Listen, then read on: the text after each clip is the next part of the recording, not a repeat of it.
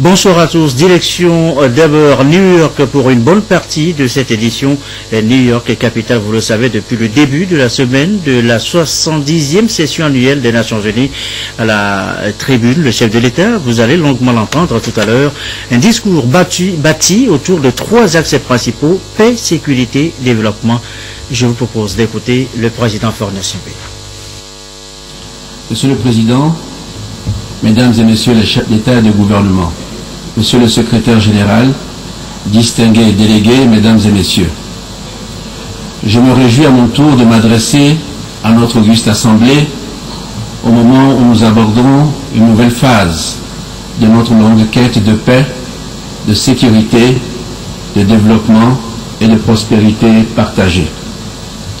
À l'entame de mon propos, qu'il me soit permis de présenter mes chaleureuses félicitations à son Excellence Mogens Lykketoft pour son élection à la présidence de cette 70e session de l'Assemblée générale des Nations unies. Je tiens également à renouveler toute notre reconnaissance au secrétaire général des Nations unies, M. Ban Ki-moon, pour les actions salutaires qu'il a su engager depuis sa prise de fonction. Monsieur le Président, Mesdames et Messieurs, depuis sa création, notre organisation commune s'est pleinement investie aux côtés des États, des organisations régionales et des populations pour la paix et la sécurité, mais aussi pour le relèvement progressif des niveaux de vie. Je tiens donc à me féliciter de ce long chemin parcouru ensemble. Monsieur le Président, Mesdames et Messieurs, depuis son adhésion le 20 septembre 1960, mon pays a fait sienne les valeurs et les priorités qui sont au cœur de l'agenda de l'ONU. Le Togo a beaucoup reçu de la grande famille des Nations Unies. L'élection présidentielle du 25 avril 2015 est la dernière illustration de cette coopération féconde. Nous n'oublierons pas que tout au long de ce processus électoral, le Togo a bénéficié d'un appui multiforme et d'un accompagnement attentif de ses amis et partenaires, et en particulier du Bureau des Nations Unies en Afrique de l'Ouest, avec à sa tête le Dr Ibn Chambas, et du système des Nations Unies à Lomé. Cette marque de solidarité a été pour nous une source d'encouragement à aller au bout des efforts que le peuple togolais a consenti pour réussir cette élection. Je saisis l'occasion qui m'est offerte pour témoigner la profonde gratitude du peuple togolais à toutes et à tous. Aujourd'hui, le peuple togolais entend s'appuyer pleinement sur ses succès pour continuer, grâce notamment aux réformes politiques, à affermir sa démocratie et à poursuivre dans la cohésion sa marche vers le progrès. Dans cette optique, conscient de son importance pour la paix et la sécurité d'une société, le Togo compte faire de l'inclusion économique et sociale le premier vecteur de la cohésion nationale. La priorité pour nous est d'aller plus loin dans la consolidation du mieux-être pour tous et de prendre ainsi une part plus active dans la réalisation de notre nouvel agenda pour le développement. Monsieur le Président, Mesdames et Messieurs, notre nouvel agenda pour le développement durable nous engage à faire beaucoup mieux que par le passé. Même si nous n'avons pas réussi à réaliser tous nos objectifs dans les délais prévus, au moins avons-nous aujourd'hui le bénéfice de l'expérience des erreurs et des réussites passées.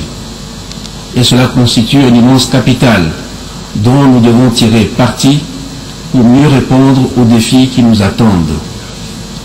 Au moment où nous délibérons sur l'avenir de la coopération internationale, il me paraît essentiel de ne pas oublier le lourd tribut que nous venons de payer à l'épidémie de la maladie à virus Ebola. En ma qualité de superviseur de la lutte contre cette maladie dans l'espace CEDEAO, qui en a été l'épicentre, je saisis l'occasion de cette tribune pour exprimer notre profonde gratitude aux États, aux organisations régionales, à tous les partenaires bilatéraux et multilatéraux, aux organisations non gouvernementales qui ont mobilisé des moyens considérables et ont agi de diverses manières pour aider les pays les plus touchés à endiguer l'épidémie.